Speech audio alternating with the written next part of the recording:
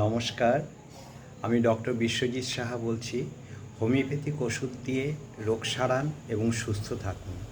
আজকের আলোচ্য বিষয় ইনসোমেনিয়া মানে অনিদ্রা। ঘুম যার না হয় সেই একমাত্র জানে ঘুমের কী তাৎপর্য।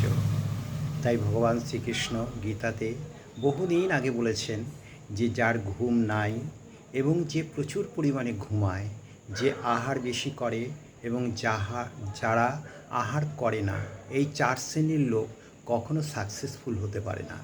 সুতরাং ঘুম হচ্ছে সেকেন্ড মেডিসিন। ঘুম না হওয়ার কারণগুলো কি?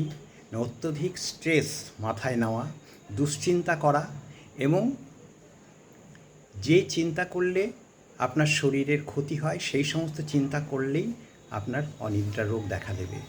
এই অনিদ্রা রোগের জন্যে আমাদের একটা খুব ভালো ওষুধ আছে, তার নাম হচ্ছে প্যাসিফ্লোরাম মাদার।